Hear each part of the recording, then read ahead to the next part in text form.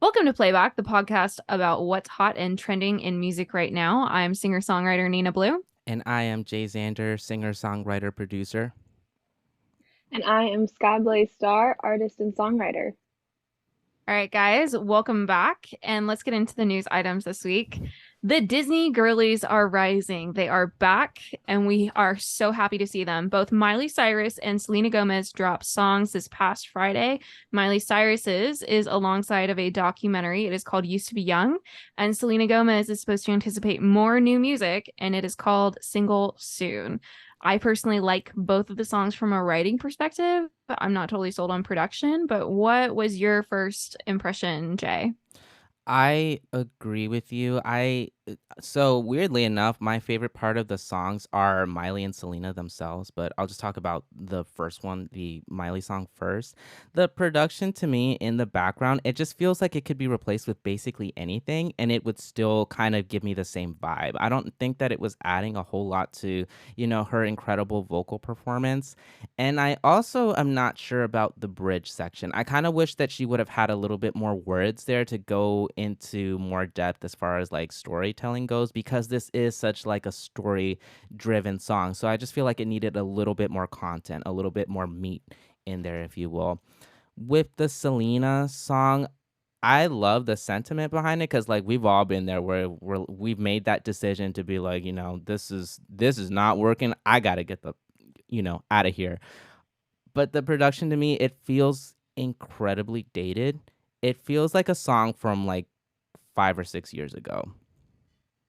And doing a little bit more research, I did kind of find out that it was a demo on one of her like previous albums that was supposed to have come out. So that makes a lot more sense once I found that out. Ooh, I did That not does know make a lot of that. sense. Mm. Sky, what were your impressions of the songs?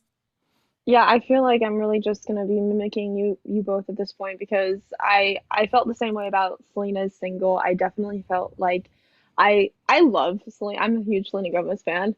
And I love her as like a vocalist and artist, everything like that. But I felt like the production behind it, like I was like, oh, come on, like, Yeah. you can do better. But it's also like, everyone it's their art. Like I'm not gonna judge. I'm very like much of that sort of perspective where I think, I may have an opinion, but it's just my opinion and how I would release music, but it's their art in the end of the day. So I still support and stan Miley and Selena, the Disney girlies. I grew up watching them on Disney Channel, so I just like, you know what, y'all queens go off. But Shit, yeah. didn't we Mm. all? I mean, I loved both of them so much. I love Selena so much for her performance in Only Murders in the Building, which I'm not caught up, Jay. So do Oh, not okay. I spoil won't give you any anything. spoilers. Yeah, that show slaps. It's so good. But Jay, I really agree with you. The production for Selena's song felt super dated. Yeah. I was like, can you throw in a riser, like an EDM riser? Can we get like some more out of the production here? So it was really sparse to me and it felt really narrow. Like Mm, it felt like it could have opened up a yeah. lot more. Used to Be Young, I really didn't like the production on this. The chorus to me sounds like it's trying to be Jack Antonoff without being Jack Antonoff. And I didn't like the vocalizations in the bridge either. They were really repetitive. They didn't really go anywhere. They didn't add anything to the song, I feel. It felt like we've all had experience top lining where you get a beat and you're trying to come up with a melody and a lyric for a song where you just kind of like hum or you do like dot dot dots over like a melody that you have an idea for while you're kind of waiting for the words to come along. That's what the bridge felt like to me. It felt like a top line fail. It felt more like an um outro. Like after she did it, I was like, so the song's over, right? But she kept going into another chorus. I know. I listened to more of the album today, Endless Summer Vacation, and Mm. I think that kind of rings true for the production on a lot of it. It's very random and kind of all over the place, and I think it'll take me a few listens to like get on board, but my first impression was this is not my favorite. Mm. Yeah, I think it's really hard too when you're listening to a very large artist who's putting out a large body of work and you really have to digest it. Like the first time, second, third, fourth, fifth. I really feel like I even did that with Taylor Swift's album, like Midnight. It took me so long to digest that album. Me too. But There's so Yeah. many lyrics in Taylor's albums that it takes like it takes so many listens to fully understand like what she's saying in each song. No, I totally feel what you're saying there. Yeah. Yeah. So I was thinking about it today. We don't really have any male pop stars lately, do we? We have a lot of country guys on the chart, but it's mostly girlies, the girls and the gays and the theys who are carrying pop music on their backs right now. I love that. I love that too. Honestly, we need that. As much as Like, I would love to have like a big male pop star, I feel like we had a moment with Young Cook. And I'd like to I don't know. I'd like to see more of it. I'd like a new boy band. I Ooh, don't. that'd be interesting. But I feel like once we get one of them, we'll get like 5 or 10. They always come in I waves. It's know, very pray them interesting. away. They Yeah. do come in waves, but there's always one that's superior, right? Yeah. Okay, guys, turning more toward business news, the 2024 Grammys entry submission deadline is August 31st. So that will be the day that this podcast comes out, 2 weeks earlier than usual. This is true even of projects that have release dates for the first 2 weeks of September through the usual Grammy deadline. So if you guys have any submissions to make right quick, you better run and do it as soon as we're done with this podcast. Do you guys have any insight on why they changed these dates? I mean, I'm sure people are just scrambling to get stuff in. Mm-mm. I didn't hear anything, but that's crazy that they would change it so suddenly, knowing that, people plan to release things literally in like a week or two. So Yeah. that's wrong. I It's think just it's odd the that you would have mystery. to have a deadline before the public has even heard the song. So you don't even have Right. like a really good measure of how the song's going to perform before like, oh, gotta submit. Mm-hmm. There are I think it's 94 categories this year, including new Sheesh. categories of Best African Music Performance, Best Pop Dance Recording, which I'm really excited about, and Best Alternative Jazz Album. Very Hmm. curious to hear about those. And I'm happy to see these new categories added. I feel like pop dance recording is going to be a fight between the girlies. Of course. Who else would compete? Probably maybe The Weeknd, but even then he hasn't Oh, done anything that dancey in a pop dance? while. No. Not yeah, in a I think Nah. while, so. but maybe, Do you guys have any Grammy predictions thus far in the year?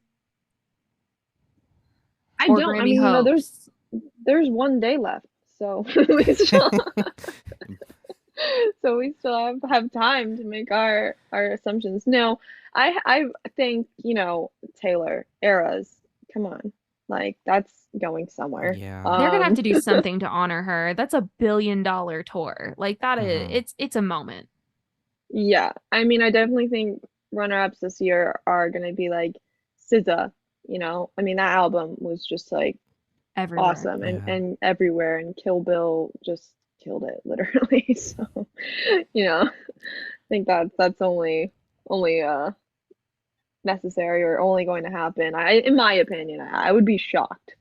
And then also I think, Miley Cyrus Flowers, come on, that like broke freaking the internet for like So many records. bigger I years. and it's Yeah. a good song. Like there's a lot of, you know, story behind it with the breakup and then the this and the that and where the video was shot and like there's all kinds of like tea to go, but it's genuinely without knowing any of that.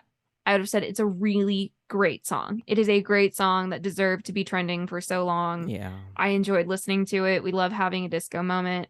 We'll probably do a special Grammy themed episode when the nominations drop in November. But any last thoughts, Jay? No, not really. I think I'm gonna wait until then to make my like predictions because you never know. But I mean, I'm thinking similar to Skylar in terms of like it's got to be Taylor or SZA that's gonna be the album that like kind of sweeps everything. I think. Going to be interesting to see. Hmm. Moving on to a little local news for me, at least. Travis Scott, who is #2 on the Artist 200 right now, will not be returning to his and my hometown of Houston, Texas on his Utopia tour. Houston was where his 2021 Astroworld concert resulted in a crowd crush event that left 10 dead and dozens more injured. Houston police announced recently, either like yesterday or the day before, that Travis Scott will not face charges despite multiple sound engineers saying he was warned of what was happening in the crowd and continued performing anyway. As a Houston girly, I feel like this is it's there's no winning in this situation. It was on local news that people were nervous that he's coming back. Are we going to have another incident, which is highly unlikely. But the fact that he's stopping in Dallas and Austin just feels like a slap in the face. I get that, but also I don't know. I feel like it would be insulting if he came back to the place where such horrific things happened. So I have mixed feelings about that, to be I do honest. too. And it's my hometown, right? So it's Yeah, kind of damned if you do, damned if you don't. yeah. He did say that $2 from every ticket sale are going toward his Cactus Jack Foundation, which will donate to toy drives and HBCUs, Oh, specifically in the Houston area, which is a wonderful thing, and I'm really happy to hear that. Um, but yeah, I feel a little snubbed as a Houston girly. I also think with that whole story, I mean, I was following it pretty heavily, especially when it was happening. I think all of us were. And I feel I'm happy that, him and his PR team, I'm sure, are doing things to sort of give back and help. But I really feel like that was such a preventable tragedy. And it just still rings with me. Like it still hurts yeah. because I used to go to so many like festivals and like things like that when I was younger. And I can only imagine like, some of these kids were like really young. So Yeah. it's painful for me, even though I'm not from Houston and I have no ties to Texas. No ties. You have me. Uh, other than other you know what I meant. I Of course know. I have you. I know. I'm just Drag teasing her. you. I think it's Skylar, you're touching on something that's really important. I think we all obsessed over it. I am from Houston, and that's specifically why I obsessed over it. And I was really fascinated by other people who did. But I think we've all been in crowds where we got a little nervous and we were like, Yeah. what could happen here? Like there are a lot of people in one spot.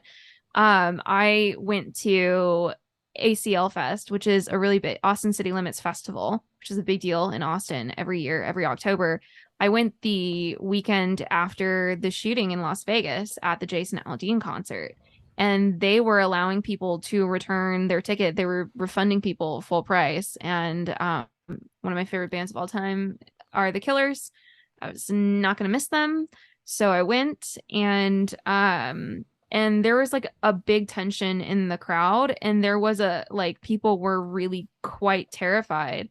Oh, And I think the bands did a really good job of all of the people that I watched that day did a really good job of speaking to it and meeting the moment. The Killers did a phenomenal job of it. It was really one of the best performances I think I've ever seen.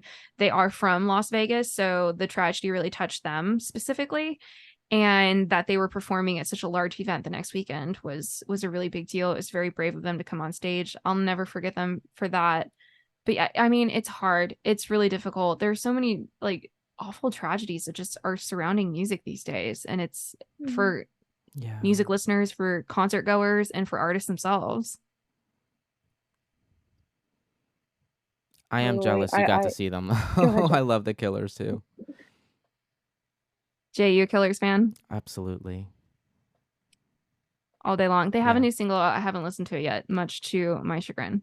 Yeah. Um, but anyway, it's a lose-lose situation. I'm sorry for Travis Scott for not getting to perform in his hometown, but maybe this will wind up kind of being the best decision possible. Yeah.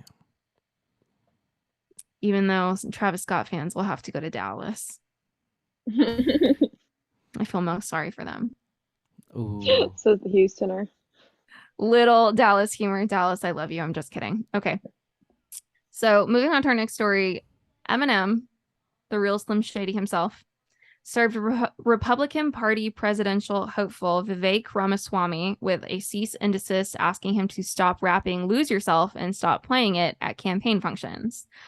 This is the most millennial cringe thing I think I've ever seen. Ever. I did look it up. Vivek is a millennial. Like he was born the year that our generation started, or well, some of our generation started. We'll miss Gen Z. But it's the most millennial cringe thing that I can possibly picture is a presidential candidate rapping Eminem. Ugh. Ramaswamy said that he would respect Eminem's wishes and then turned around and shaded Slim Shady himself so hard. He said Eminem in his rise used to be a guy who stood up to the establishment and said the things that the establishment didn't want him to say. I think the fact that my political viewpoints may differ from his, I think people will change over the course of their lives, but I have hope for him that he will one day rediscover the renegade that made him great, and I'm rooting for that success in his life. Ugh. What the fuck is he talking about? Like Eminem has never been like, I mean, he's always been, outspoken and stuff, but it's never been to that degree. Like I don't think of him as like some politically charged rapper, like some, I don't know, 60s folk singer. Like he's not Bob Dylan, saying crazy things like going out of his way. That's a stretch and a half. Like he should go see a chiropractor. He had to have pulled something to stretch a comment that far. That's crazy. Especially if you're gonna shade the shady. You can't shade the That's shady. This ballsy. man's diss tracks are some of the most like Infamous. awful. Like they're Yeah. so I want to say they're good. They're good diss tracks, but they will go after you. Like they will haunt you the rest of your life. And I've seen a few things about Vivek. I don't think he's a talented enough rapper to come back at Slim Shady. Should Slim Shady decide to make a diss track about him, which I'm actually kind of rooting for. I Um, think it will happen. I hope There's never so. something bad said about Shady that doesn't get a response in some sort of musical He's way. I feel like he's he's very diligent when it comes to responding to disses. he's not gonna let that I slide. respect it. I love Yeah, it. absolutely. He's not gonna let He, that slide at all. no, he can't. And so with what I know about Vivek, he has some really pretty extreme beliefs. The most extreme is that the climate change hoax and the policies that are passed to support climate change are actually killing more people than climate change itself, which is the weirdest. Like, I'm sorry, I worked in recycling. That was my first internship when I was in high school. So I've been on the bandwagon for climate change for like a really, really long time. And saying that like clean energy things are hurting more people than climate change is just so out there to me. And every single artist has had to not every single artist, but there are lots of artists who have had to say like send out cease and desist to political candidates that they don't agree with for a number of reasons. It happens really quite often. And so like his reaction to me, Vivek's reaction, not Eminem's, Vivek's reaction to me was really extreme to come out like Yeah. that. I don't even think Trump reacted that way when REM and Adele told him to stop using their songs during his No, I don't think he campaign. did. It's also just such a self-serving, like it that's such a that statement comes across so smarmy, Yeah, it you know? does. Yeah. It's just very self-important, very techie language. He is a tech bro after all. Um, as of the song Lose Yourself, I can say I would never have expected any song with um a lyric about vomiting up mom's spaghetti to last this long, to have such a reach as it has. I have a love-hate relationship because of that lyric. I used to work in a gym and I used to hear that song all the time. And while that first verse is the last thing you want to hear on a treadmill, when that chorus comes in, it does hit. It still hits. Yeah. I don't know. I've never seen 8 Mile, but I've only seen the parody of it from Scary Movie 3, so I cannot take that song seriously anymore. Anytime I hear it, I just think of Brenda saying, "Cindy, the TV is leaking. This I'm bitch is so ruining ashamed my that I know floor. exactly what you're talking about. This bitch is ruining my floor, Cindy." Oh God. When he pulls up the hood. Oh my. What did she say? She was like, "We will go to your thing if you just shut the fuck up," or something like that. I love Brenda. I God don't know bless what you're Brenda. talking about, but it sounds super funny. You gotta watch. You gotta This watch is Scary like Movie, Skylar. it's a terrible movie. It's an awful, awful movie that no one should ever see, but I'm really tempted to go rewatch it right now instead of Yeah. rewatching the Astros game that I missed earlier today. Oh. More Houston love. Sky, do you have any impressions about the song Lose Yourself or a presidential hopeful using it during his campaign? No comment, dude. I mean, I think that sums it there's up. nothing Just else to say. Don't do it. It's it's a terrible karaoke song. It's No, the song. I guess I was referring to like the situation itself, but in the campaign stuff, like if an artist doesn't want you to use their song, but the song itself, I've never hated it. I mean, when it comes on, I'm like, lose yourself in, it's it just catchy. comes on. It's just there. It's like, you know what it's like? It's like Umbrella with Rihanna and Jay-Z. It's just always there somewhere.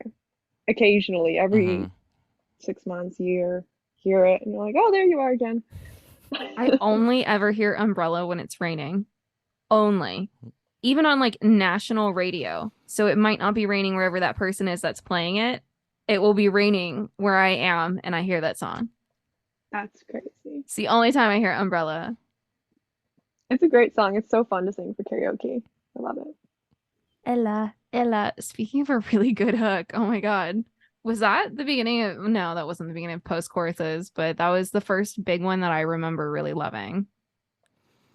I think mine was Lady Gaga's rah rah rah rah rah. Roma, Rama. Mama Gaga. It's like in my head for like all of elementary school. Well, guys, we did it. We went all the way from Vivek Ramaswamy to Lady Gaga. So we spanned the spectrum. So we went to a better place, is what you're saying. We 100% did. Great. I love it. All right. Looking at this week's top 10 on the Billboard Hot 100, Oliver Anthony Music's Richmond, North of Richmond remains at the top of the Billboard Hot 100. I have yet to confirm whether he goes by Oliver Anthony or Oliver Anthony Music. I don't know if it's a project name, so that's why I keep saying it that way. So Jay and I talked a little bit about it last week. We both said it felt kind of like a first draft a little bit. And a lot of people really get lost around verse 2. I think it's a double verse. Technically, it's verse 2 and verse 3. Jay, you and I talked about how we were totally on board with this song until it got there. I was thinking about it this week. It's a really good song to use an example of like changing subject. So in a song, you have to establish a point of view, like who is the speaker or the singer rather, and who or what you're talking about. And I remember one time I sent a song to one of our professors and she was like, who are you talking to? And I started to stammer because I was nervous. It was a really like personal song. She's like, no, name the name. Who are you talking to? Because you've got all of these different pronouns in here. You've got a she, a you, a they, a he. She's like, who the hell are you talking to? And it was the best roast that I ever got in my entire life because it did help me simplify my songs quite a lot. Because once you start going outside, that's when you have more songs to branch off of. Jay, you and I have both struggled with, and Skylar too, we've all struggled with third person songs. We've all struggled with POV before. Do you have any insight for songwriters on point of view and subject matter?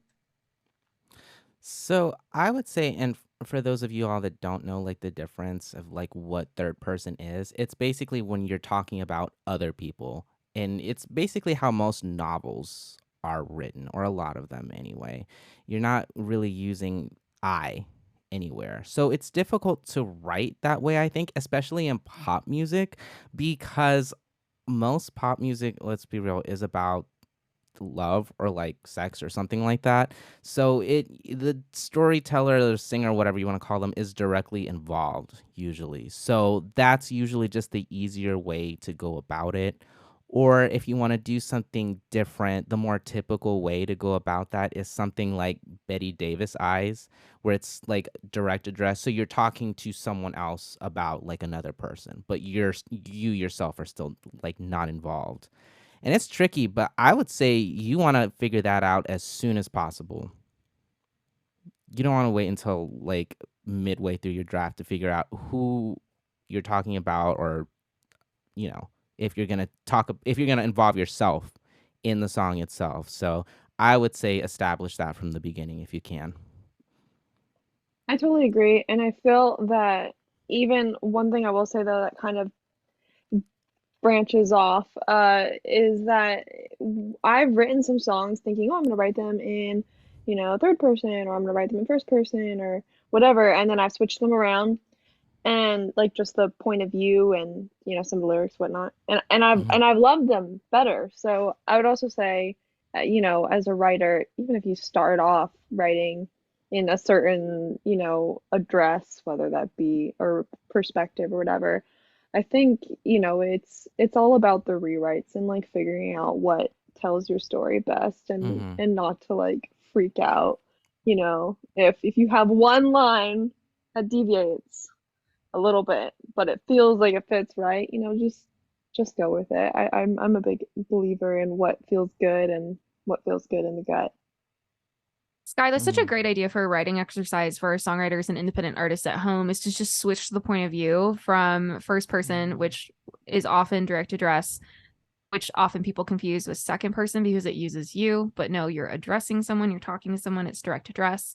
And switching it maybe to third person, seeing how that works, or taking something out of third person. Maybe you did write about two other people that you were not, and maybe inserting yourself into one person's point of view and telling the story from there. I think that's an excellent writing exercise for our listeners at home who might be stuck on a song. That's a great idea. I've done it before, and it's changed like my love for the song. Like, when you have a song, you're kind of like, I don't know, let's put that on the books. But then I rewrote like some of my songs with different points of view. And it really just skyrocketed. All of a sudden I had that little love and tingle, like, woo, my song, new song. The warm, fuzzy feeling you get when a new song comes.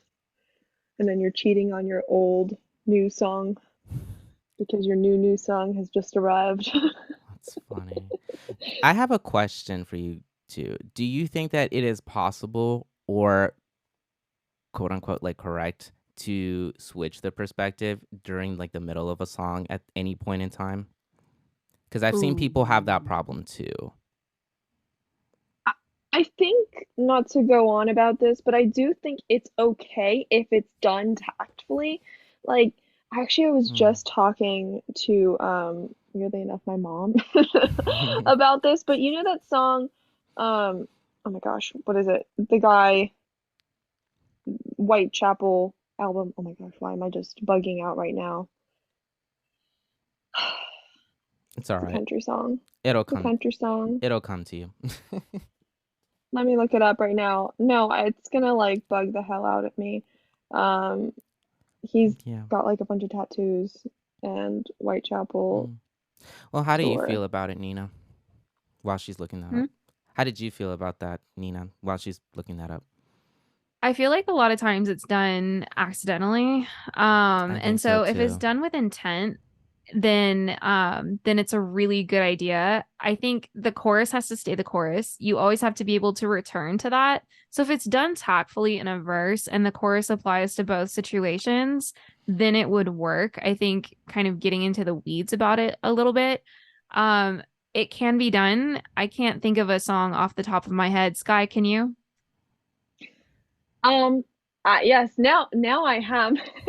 It's Need a Favor, the song I'm thinking about, Need a Favor, by Jelly Roll. And it's the country song. It's very popular. I only talk to God when I need a favor. And then he goes, God, I need a favor. So it's like, and he's talking about like, you and like me and like I and all these things. And then all of a sudden he's like direct addressing God. He's like, God, I need a favor. So it kind of, I feel like for me that switches it up, but it's done tactfully and it doesn't feel out of context or misplaced or confusing to me. Mm. It's As like you a were play talking, I on was words. reminded of the song uh Ain't No Rest for the Wicked, where every verse is a different there is like a singular Yeah. narrative, but they do like switch voice a little bit, and that's done really well because it comes back to the chorus, there ain't no rest for the wicked, money don't grow on trees, and it's all of these people who have the same problem. And so I think that's what you're talking about, Scott. Like all of these people have like the same inclination to like solve their problems in the same way, is what you're talking about with the Jelly Roll song. So there is a way to do it really tactfully. I think returning back to the Oliver Anthony song, had it been done tactfully, it would have been done really well. But he establishes kind of the direct address of the Richmond, north of Richmond, and that's the chorus. And then all of a sudden, he's punching up and we're like, heck yeah, like go after the politicians and the corrupt people and the lobbyists and the wealthy donors. And then all of a sudden he starts talking about welfare recipients, and it's this weird like turn pivot that a lot of people found very distasteful, and including me. And I think it could have been a much bigger hit if he had just continued going after these Richmond, north of Richmond that he established in the chorus. Because even if you agree with that sentiment, it it's very odd to establish a new person that you're angry at and then immediately turn to the chorus of the original person that you're angry at. It's like you're talking about one ex, and then you're like, oh, and my ex best friend over here. And they might, maybe in some world, have something to do with one another, maybe. But it just felt odd, like you're just changing, you're veering all of a sudden. But it's also like two completely different situations, Yeah. right? So it's like complaining about one ex that's a completely. I think I don't know why I just thought of it, but if you were to like do that kind of thing, it would be like you're talking about a list of your exes and you're like, "Oh, this one did this to me and this one did that." Whereas like this song is very much targeting like a specific thing. So it's like it's weird to talk about your problems with rich people and poor people in receiving welfare all in one song. It's just those are two very different narratives, you know? It does come off a little holier than thou Yeah. at one point. Yeah, like putting down people. Generally, it's not a good idea to criticize people on welfare, or to use its proper term, TAMF, during a cost of living crisis. It's just deeply very cruel to me. But so there's this concept that people talk about in comedy of punching up versus punching down. And it felt like all of a sudden he was punching up and we were rooting for him. And then all of a sudden he punches down at unfortunate people. And I was like, whoa.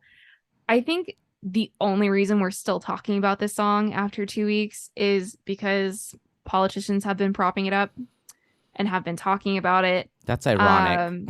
Yeah, he has come out and said that he is neither right nor left. So that strikes me as like this song is kind of all over the place. It makes the song work less to me that Yeah. he doesn't come from like one central message, but that's a whole other tangent. But like I said, I think if he had just stuck to like one subject, if he had just stuck to rich people, then we would have been talking about this song for a lot longer. But there are reasons why political songs work and there are reasons why they don't. And we'll all have forgotten about this song in a few months, but we'll continue to jam out to songs like Born in the USA or What's Going On and Fortunate Son for years to come. That's a very good point. Yeah, you're absolutely right. I think he was trying to go for a Fortunate Son feel and it didn't come off. That's a Oh shame well. because I want to like the song, but it I do it loses too. me somewhere. So yeah, you're totally right. More about the top 10. Luke Combs' Fast Car, which we love, rose above Morgan Wallen's Last Night, which we also love, making them spot 2 and 3 respectively. Cruel Summer's hanging in there at spot number 4 as this Cruel Summer continues. Doja Cat's Paint the Town Red jumped up from 15 to spot number 5, causing Calm Down by, is it Rema or Rema? Rema I thought it and was Selena Remy. Gomez Not sure. to drop down 1 spot to number 6. So Paint the Town Red, new addition to the top 10. It's built on Dionne Warwick's Walk On By. Sky, you're a big fan of the song. I am, but you can tell us why you're not. You're gonna throw me? Okay. I just think if you're gonna use a vocal hook, you should either reference it in your lyrics. If you're gonna build off of a vocal hook off of a sample, like she did with Walk On By, you should either reference the lyrics or make them mean something new. So I thought it would have been better had she been like, if you don't like this about me, you can walk on by. I said what I said. I'd rather be famous instead. Like, I think it would have made a really cool pre-chorus to like bring in the hook. Is kind of all I really wanted for all of it to make sense for me. I do still find myself singing the hook though. It's hooky. It really is. And I feel like A1, I mean, there could have been like legal reasons why she didn't use the lyrics. But aside from that, like lyrics versus just like the sample and kind of like, I don't know, who knows? I have Oh, no idea how that goes. yes. What? No. So for anyone that's curious about that, so if you are clearing like a sample, like a direct recording of something, that's different from like clearing you using the lyrics. So those, like Skylar was mentioning, those are two completely different like copyright things. So, that might have been an issue that prevented her from doing that. But I, honestly, I don't think that's what it was. Because, I mean, Doja Cat's out there, respectfully. Doja Cat's so rich, she could do whatever she wants. So I think it's just a matter of just like she didn't, either she didn't want to or she didn't think about doing that. But yeah. I mean, also the entire song and the rollout is based on like Red. Like when you look at her and like the little Spotify Mm, canvases and all of it's all red. So I feel like, maybe she was feeling red or she had this or whoever, whatever writer had this idea of paint the town red and like kind of thought about it in that way. So I don't know. I really love the song. I think it's fabulous. I think it's hooky. I've listened to it a million times in my car. And the freaking like sub or like the bass or whatever always goes overtly loud. And I think whoever the producers were did that intentionally. Like I think they wanted people's cars to shake because Yeah, it's a mine sparse certainly production, does. but I always feel it. Like it's a sparse production, but it's done super well. That's such a good point, yeah. Sky. Yeah, yeah, yep. It's done. It's. I think that's also something I've been really noticing and kind of loving is moving away from sort of the very hectic, full, massive productions and sort of narrowing down your choice, your instrument and melodic and whatever vocal choices, making the song a little bit more simple, but a little bit more specific and coordinated. I kind of like that. I'm a fan of it too, but I'm worried it's because it's becoming too difficult and too expensive to record actual musicians. And I'm worried about what that's doing for session Mm, musicians and stuff. Although I am a fan of a sparse production if it's done really well. Like this is done super well. It's built on a really interesting sample. It's one that a lot of people know very well. And you're right, like that bass shakes. yeah. It really does. I don't know. I mean, I do want to like this song because I still like Doja despite some of the things she said against her own fans. But it's like She said what she said. she said what she said, Bitch, but I'm I allowed to said feel what I but I'm allowed to said. feel a way about it. That's fine. But at the same time, I just don't like this song as much as I've liked her other songs. Like this song just does like really nothing for me. Like I don't appreciate it as much as even like Boss Bitch or Streets or even Moo. At least Moo had like an interest. At least Moo was like a funny song that had like an interesting weird way to it was like a different spin on Milkshake by Khalees. So at least it was like different. That Okay, I have to video, say I love that video. I do. I have Iconic. it is iconic. No, I have to say I love Boss Bitch. I know there was like a lot of people who didn't like it, but I loved it, and I I don't do know too. why. I think the reason why I love Paint the Town Red so much is because it showcases all of her variety of voices that she does. And I Mm. really love it when her songs in one song will showcase like the varying types of voice sort of persona she uses. I really like that. Whereas in some songs it feels like it just like she only uses one voice and I feel like, oh, where's the other part of you though? Gotcha. So I think that's why I like this song. It's like when Nikki starts rapping like Roman or whatever her other personalities are. Roman, Yeah. Barbie, Nikki. I mean, in like a Doja way though, not in like a copycat way. No, Like yeah, Right. yeah, in yeah. in like just like a vote. It's almost like a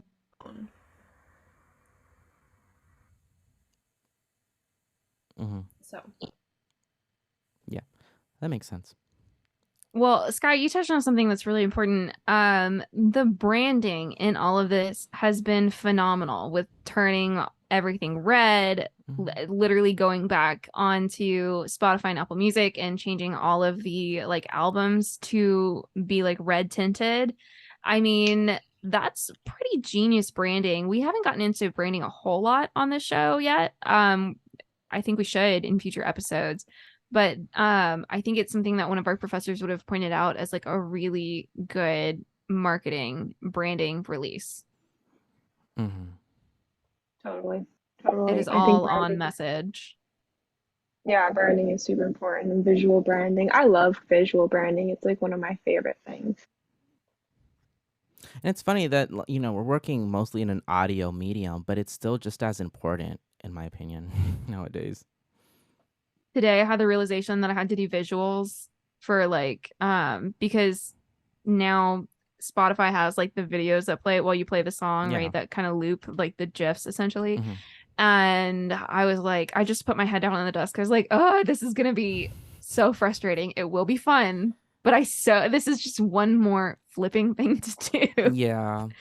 Add that to the to-do list. I know. I remember when the Spotify canvases came out, and I think they rolled it out for like people, and then I remember when I could do it. I think it was like a couple years ago. I changed my old single from like my old artist project, and I did like the little videos and stuff, and it was a lot of fun. But I think the formatting on it is like kind of weird. It's they want it a specific size, and It's it's not very sometimes user annoying. friendly. It's Mm. really not. You And can mess it up the easily. yeah, I had to like re-upload it like 3 times because indie artist life. My God. Like making mistakes left and right, but it's okay. God.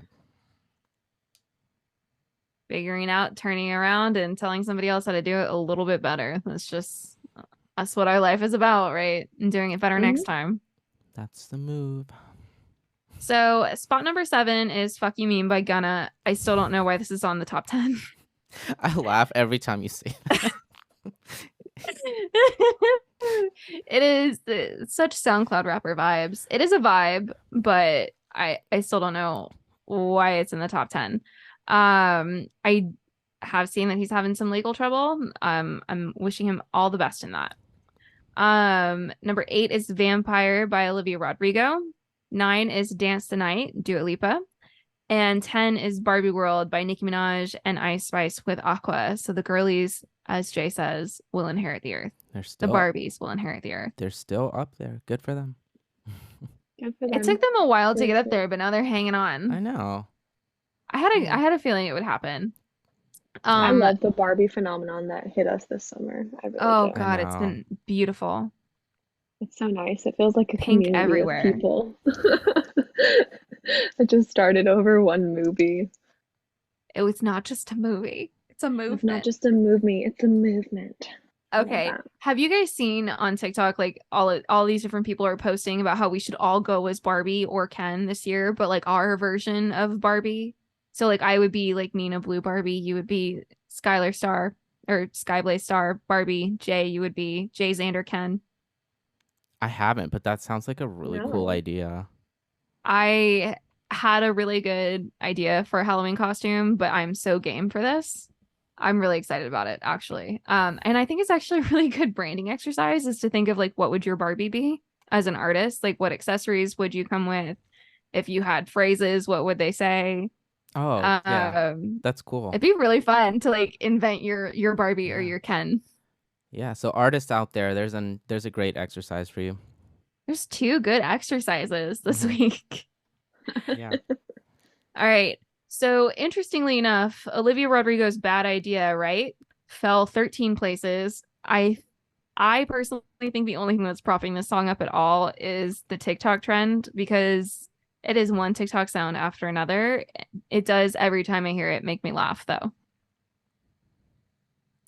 It is Yeah, funny, but to me it doesn't really feel like a song. I don't know.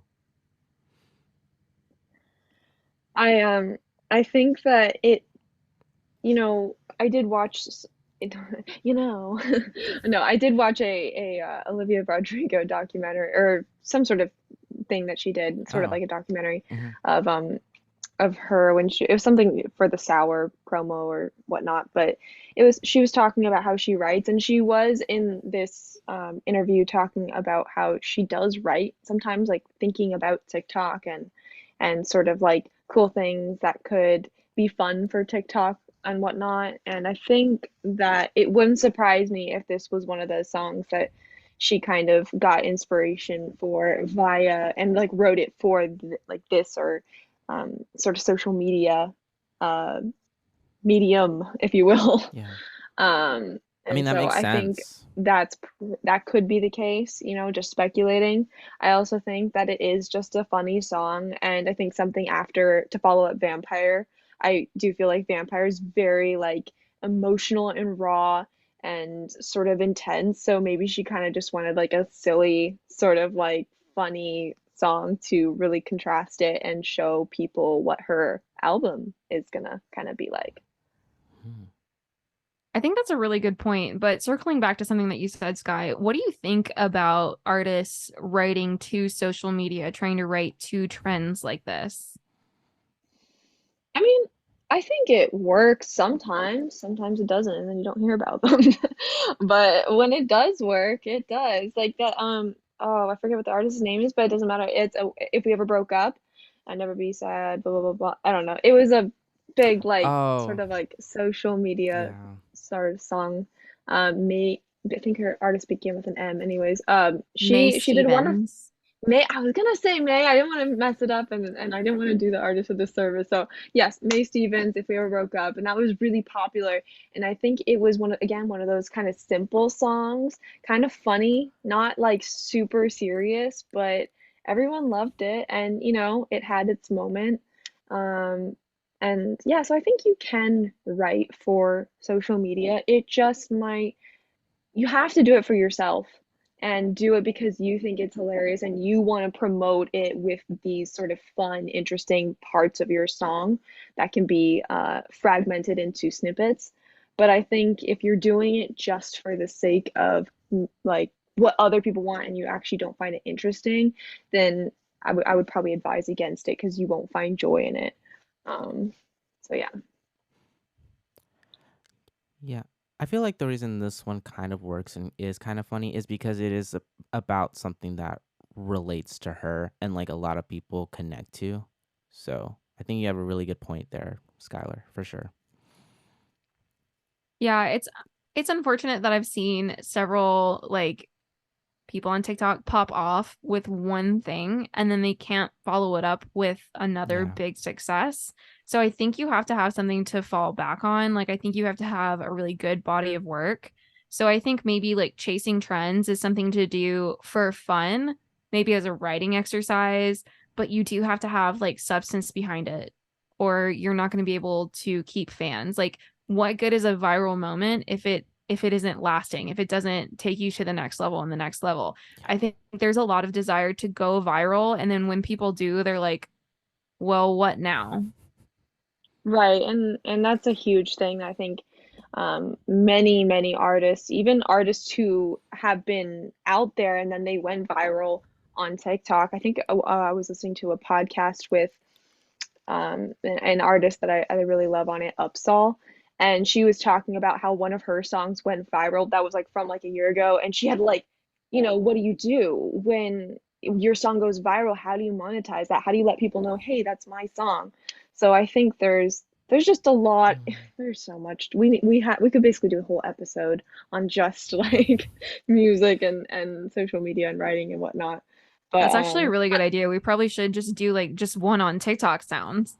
we should. But to get back to Olivia Rodrigo, I totally agree with your point. Like if someone has to have a a background or a solid piece of work. But I think honestly, at this point, Olivia Rodrigo has enough. Like she has Sour. Sour, the Yeah. album She was like does, and she's fabulous. promoting a new album that we have yet to hear, but like she's proven her bona fides to us. We know she can sing through the roof.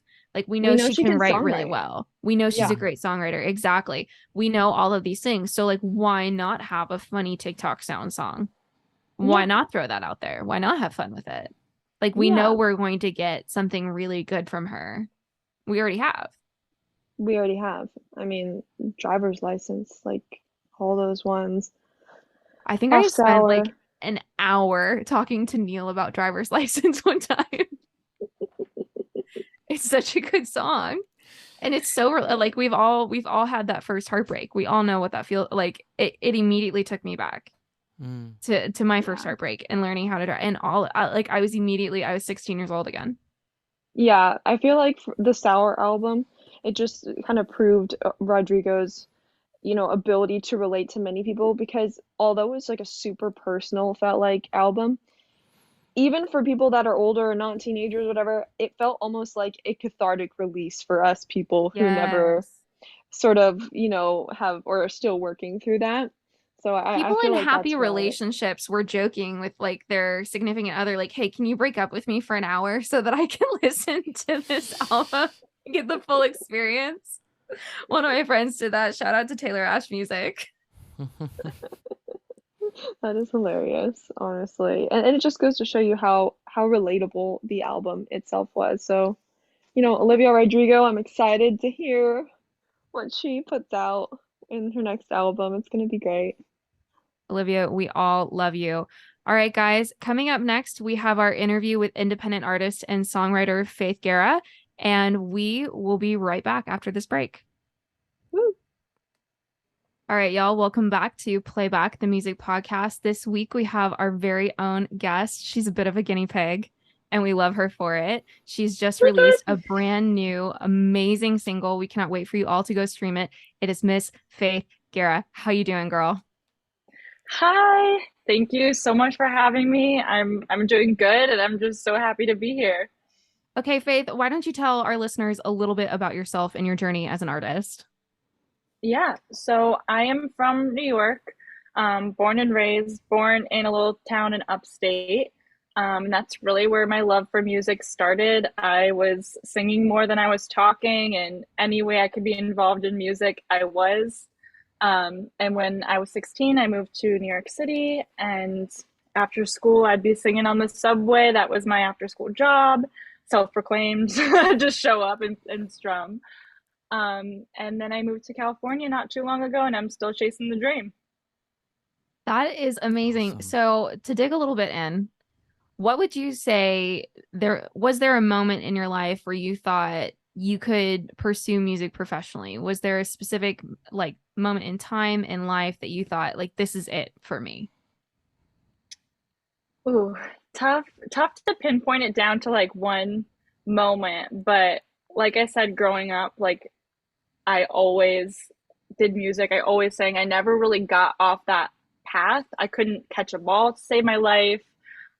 So it was always a clear path for me. But I think when I was 11, I watched like a Taylor Swift documentary. And it was all about her writing music and all that good stuff. And I was like, I can do this. So I literally dusted out my mom's old guitar that night and taught myself guitar and started writing songs. And from there on out, I just haven't stopped. And I knew that that's what I was going to do. That's incredible. Cool. I love that kind of self-starter attitude of I'm going to teach myself this and I'm going to do it. Yeah. But I'm sure it was challenging along the way. Do you have like like what specific challenges have you had to face so far in your career as an independent artist? I think most challenging is just that I can't write songs all day. Like that's really where my heart is. It's my passion, as I'm sure you guys feel this way too. But being an indie artist, you have to wear so many hats. And sometimes it can be a little Yeah. bit exhausting because you'll be networking at open mics or running up on social media or doing like a million things, juggling different tasks and feeling like you don't have as much time as you'd like to dedicate to your craft. So I think for me, that's just kind of been hard. And I hope one day I can really just nail it down and just do songwriting full time. Jay and I have an ongoing joke about that, about how we Yeah. just want to hand over all of the business aspects to someone one day. Like that's goals in career. Yeah, listen, I know people talk about Um, how it's bad to like sell your soul to the devil and be an industry plan or whatever, but if it stops me from having to market or mix my own stuff, I'd consider it. I'm not gonna If I lie. never have to right? Wikipedia a legal principle Oh again, my I God. swear to God, Literally. especially because I Yeah. my brother is a know. lawyer and doesn't get back to me fast enough. So, YouTube Take it into your University, own here we come. hands. Yeah. Yeah, and I feel like it's given us all like really good skills, you know, and we're so self-sufficient, we can do so much, but at the same time it'd be so nice to just kind of load off some of that work every now and then. Oh, yeah. For sure. And Faith, I have a question for you. Since you said that you have Mhm. like, that's kind of what you want to focus on, do you have like a specific process that you follow for songwriting itself? Because I know like every one of us here are songwriters and we all have like our different weird things that we might like to do. So like what inspires your lyrics or melodies or just ideas for songs? Yeah, I like to describe myself as like an organized mess when it comes to songwriting. Like Mm, my journey has changed so much, and especially since being at Berkeley. But my goal is always to tell the story. So I'll open up a note and I'll just kind of throw things at the paper, and then I'll kind of get my verse, my chorus, my pre, my bridge, and I'll try to just throw different ideas to each section to make sure that the storyline is really clear. So that's always been kind of like my map for writing songs. But as far as like lyrics go, I swear like I'm always listening. My ears are always open and ringing for new lyric ideas, whether it's like in the grocery store or talking with my neighbor or something. Like I'm hmm. constantly like writing it down or like writing in my notes app or my voice memos. And melodies, I always try to like keep my ears fresh, listen to Spotify, Hot 100, all that good stuff. And then like the little Berkeley tools that we've learned, like tonic, keep away, or starting on a different note than I usually start on, just stuff like that. So it's constantly changing, but I try to keep it fresh. Yeah, that's very cool. And with like Still Want It, what is it that kind of Mm-hmm. made you see the potential in that? Like what was the idea that's kind of sparked that and made you want to like make that into a single and finish it up? Because I know finishing is the hardest part for us sometimes. Yeah, it was actually really organic, to be honest. So Mm, once the song was finished, I guess for me, that was really when I knew, like, okay, there's something here. And I played it back for the first time because it was an assignment. And so I ran it back and I cried, which I have not cried like with my own music in so long. And so I knew like there was something like emotionally there for me and something that was just yeah, like super authentic and important to me. And I knew that I wanted to share it now because that's how I feel right in this moment. And sometimes I hold on to my songs for too long and I no longer resonate with it. So I think it was super important for me to just kind of slap it out there, get it out while it was still like fresh in how I was feeling. very cool. So you mentioned a little bit of the writing process already and like the assignment. Mhm. That it was an assignment. What was the actual like criteria for it? I'm just curious. Yeah. Okay, so as you guys all know, at Berkeley and in our program, there's the collab class. And Hmm. for those of you who don't know, in this class for 1 week, you are the artist. So I was the artist that week, and I had to pick a collaborator.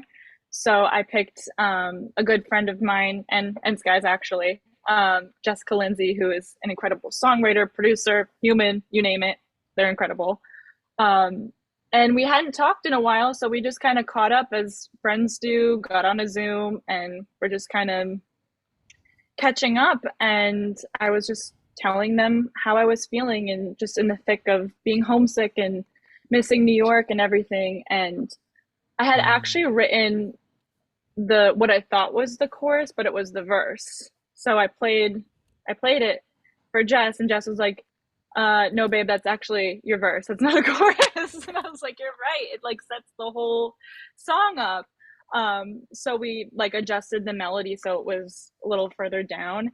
And we just continued on from there, and we were talking about like how I was feeling and seasonal depression because I moved to California thinking I'm going to get so much sunshine, and that was just not the case. So we're like, where's that goddamn sun you promised? And I swear it just wrote itself from there. It poured out, which is not something that usually happens for me in co-writes. Mm. Sometimes it gets a little bit stumped, and this one just poured out. It was so organic, and it was just such a healing experience. And I'm just so grateful to Jess and all the magic that they helped make it happen. Very cool. That's awesome. Yeah, I was gonna say, when you were talking about like the Notes app, I Mm-hmm. was totally like, yeah, I use the Notes app all the time for my music. Like, I Hmm. used to start off with like regular notebooks and stuff, but once I learned about the Notes app and you can like create all those folders and stuff, I don't know about you, but I'm like Thank dead God set for the on it. folders, Yeah. because before the folders, like it was just like chaos. So at least now you Oh, can mine have it still like is. Folders too. contain. Once you finally have a second, do it, and you'll be like, what is living in here? Like it's amazing what you will find in there. Sky did it for Yeah. me. I still don't use it. Wow. You. Wow. Yep. But thinking of like the writing process and stuff, I mean, it kind of also makes me wonder like how you thought about the recording process and how when you were like working with Jess and how what was that like for you? Yeah, so we were remote, so we weren't together in the same studio, or for me, it was my home studio. But when we first made the assignment, I recorded what I thought were the demo vocals. I didn't really put too much thought into it. It was emotional for me because of the song and how I was feeling. And then once we talked a little bit further, we're like, okay, this is something that we might want to release. Um, I revisited them and I was like, okay, yeah, I'm going to recut them. And I spent like 2 days recutting vocals. I finished them, made my comp, and I went back to the demo vocals and thought, I like these better. So the final vocal was a demo vocal, which is really funny.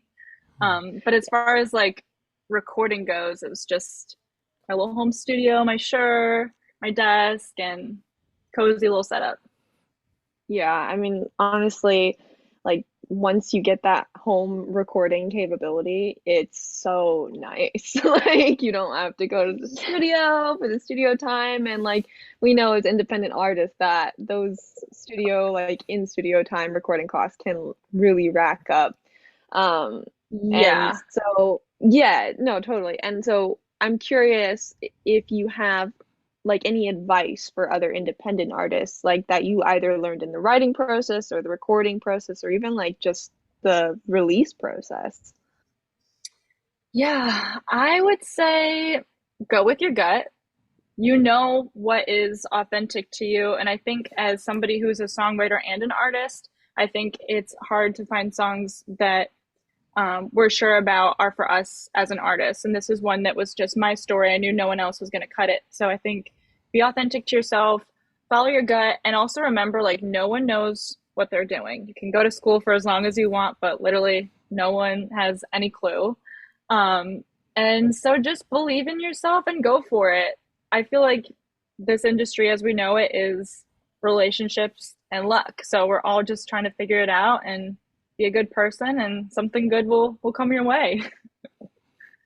No, totally. It's like it's kind of scary, but at the same time, you're like really glad once you do it. You know, once you put Yeah. yourself out there and just sort of dip your toes in and then fully dive, you're kind of like, okay, maybe it wasn't that bad, Um, so Exactly. It's taking that jump. That's the nerve-wracking part. Yeah. taking the jump, okay? You just gotta do it. You just gotta jump. Gotta jump right Um, in there. so any upcoming releases? Like any new projects, any fun stuff after now, or are you just like really focused on this single and that solely as a single and nothing else? So for now, as I'm still finishing up my master's at Berkeley, that's like my first goal. I'm like, get out of there. So I just gotta Woo! finish school, um, really hone in on my songwriting craft, which I love doing. So that's like my main focus right now. And then come the new year, we'll see what happens. See if any one of my tunes that I write this semester makes a debut or not. But as of right now, I don't have anything planned. Just really in songwriter mode. Very Songwriter cool. mode is a great place to be. Yeah. Yeah. Yeah. No, we love getting that education, coming, finishing it, Finishing you're is the best there. part. Finishing is the Yes. best Yeah. part. But you know I what? know. Selena. Yeah. But sometimes it can be a little bit too much of a good thing in like a program setting like that, I found anyway. So like, do you Mm. have any hobbies or like interests that kind of keep you going or even maybe contribute to your songwriting process? This is it's a good question, but it's funny when I get this question because I feel like people have like hobbies like pickleball or like something like that. And I say like What? animals. That's like my hobby. Oh. Um, I love my Animals dog more than, or your specific animal, because I feel like my poodle has taken over my life. yeah, I mean, my dog is my personality for sure. But Mm. animals in general, I volunteer at a kitten nursery at a local shelter, and so that has been Oh. like amazing, and that's been really good too to just step away from the computer, step away from music just for a second, and have a break because growing up, I didn't really do that. I just was like relentless in my youth with music. So I think it's really important for me to just take a second, decompress a little bit. And if it's not going to a shelter or with doing something with my dog, it'll be like hiking or just getting outside. So nature in general is kind of like my jam. That's Yeah. so cool. Very cool. I'm like literally obsessed with cat. As you know, I'm a cat. Y'all know I'm a cat person. So the Yeah. fact that you go out there and help those little kittens' dreams Oh. come true, Yes. Oh, I want to bring get them them. home almost every time. They're I would not tiny. do well. I would have a whole house full of cats. Yeah, this is why I can't go to shelters or like I just want to bring them all home. I can't either. Yeah. It's so dangerous. It's really tough, but I think about like how many more I get to help versus just taking like one home. So Yeah, as I've gotten Mm. that's a older, trade-off. I've realized I'm at capacity at home, but like when I show up for somebody else for that amount of time, like I'm fully there. And so and it's that much better. Yeah. I totally hear what you're Totally, saying. Mhm. for sure. Well, I guess back on to music, even though I'd love to talk about kittens all day.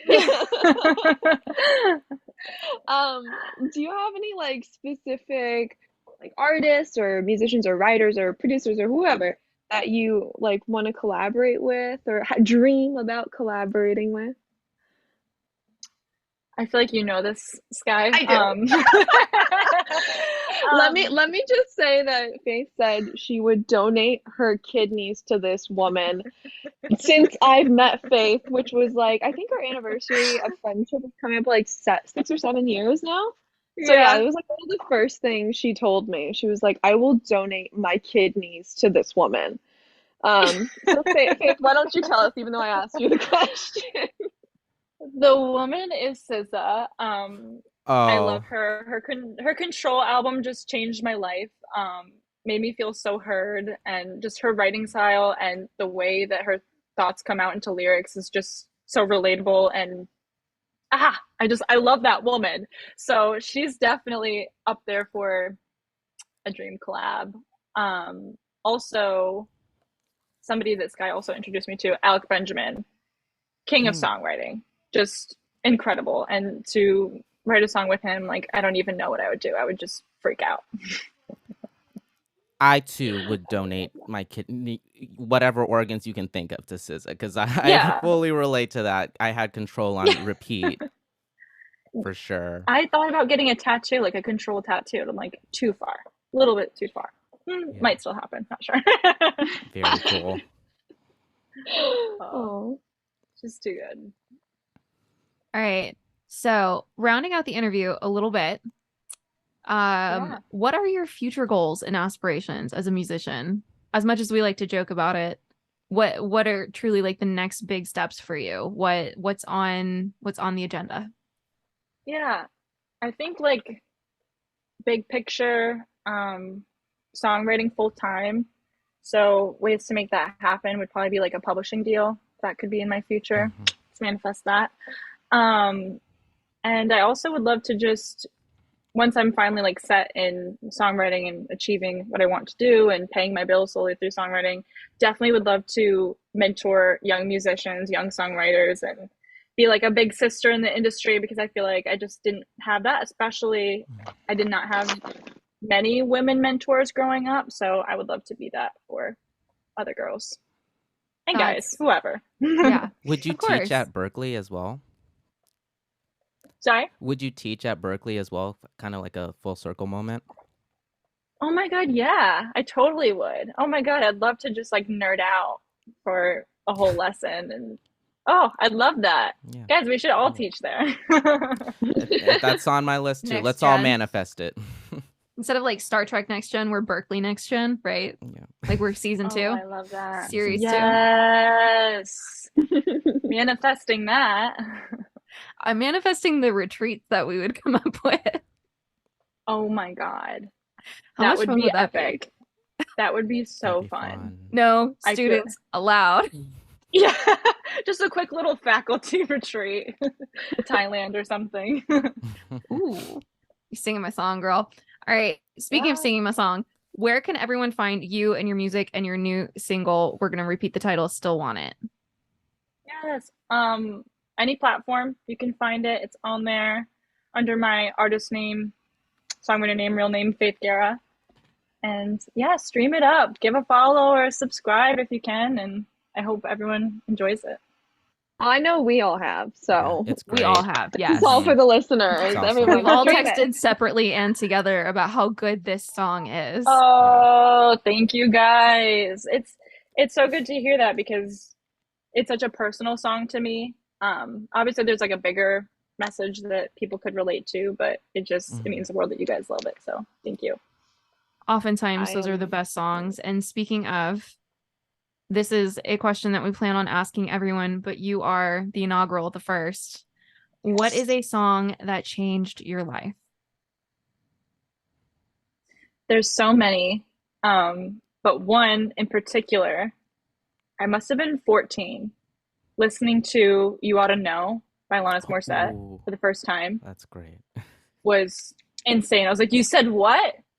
You said what?" I'm so interested. Like, it was just like her audacity and her honesty. I think that just was a huge inspiration for me in my writing at a young age. So definitely, if I could replay that moment, I would.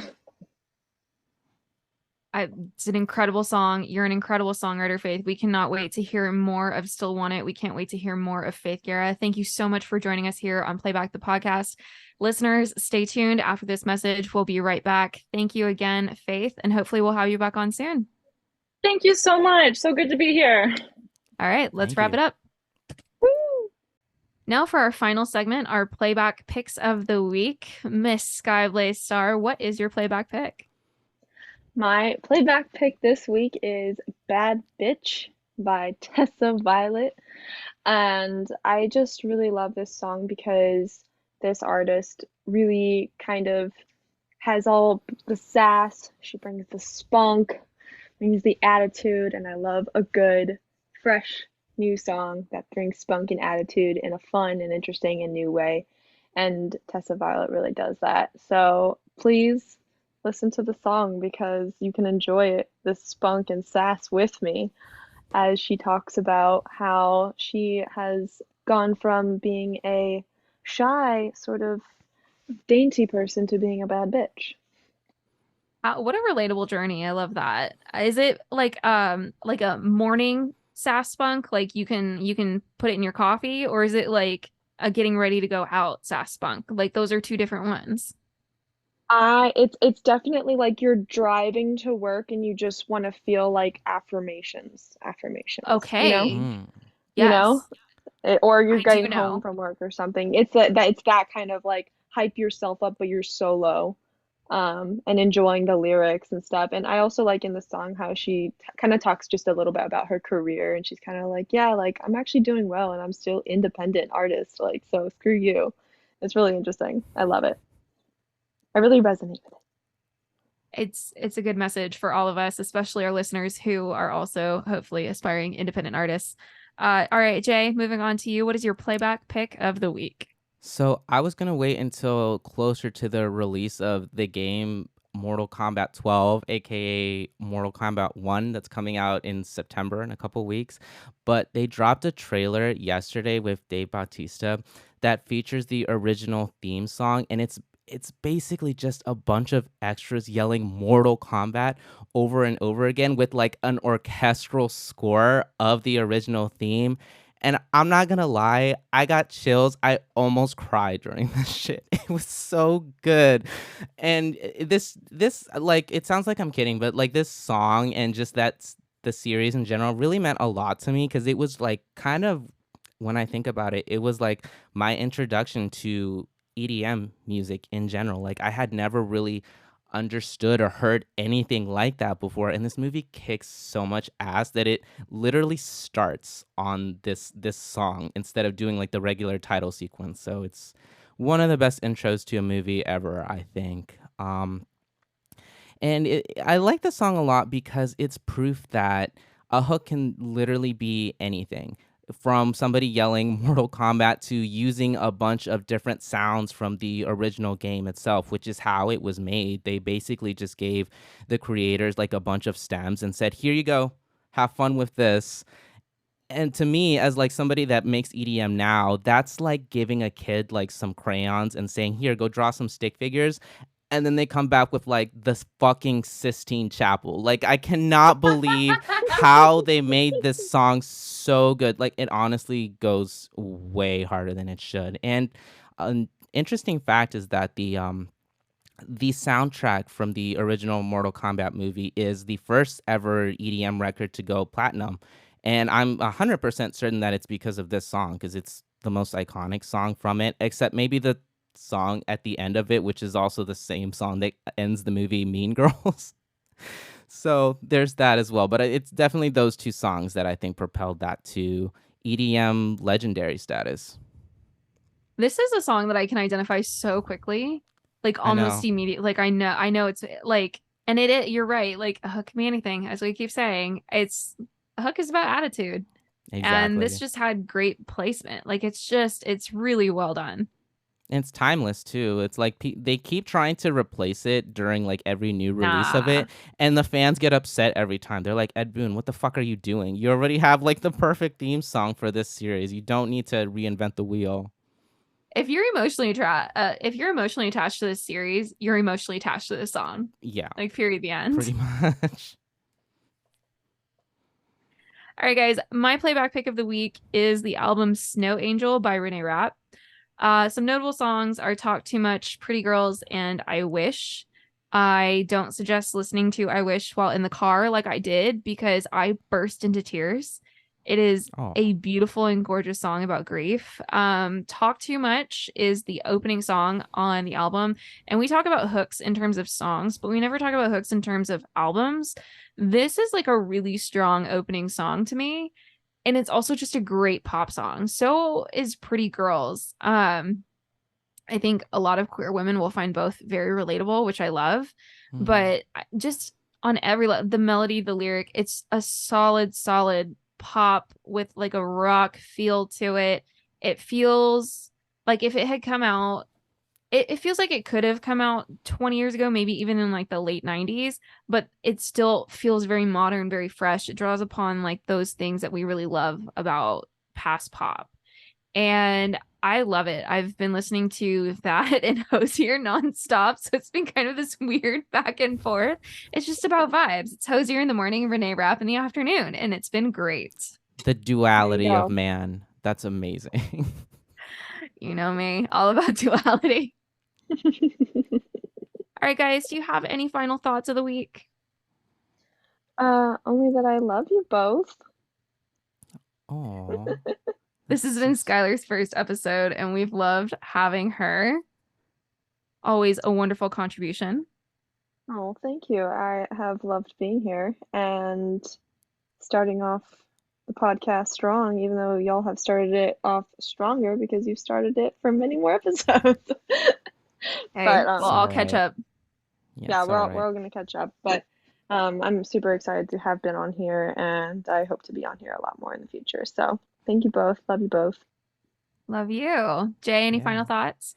No, I'm just excited we finally have done our first interview for this episode, and I hope that that's, the first of many more. So I'm just excited to see where this podcast takes us in the future. Absolutely, me too. Another additional big thank you to Faith Gara for being our guinea pig. We love you, girl. We're so excited for your single and your success. Everybody, please go stream on Spotify, Apple Music, whatever your preferred platform is. And we will see you next week. Go create some good in this world. Bye, y'all. Bye. Bye.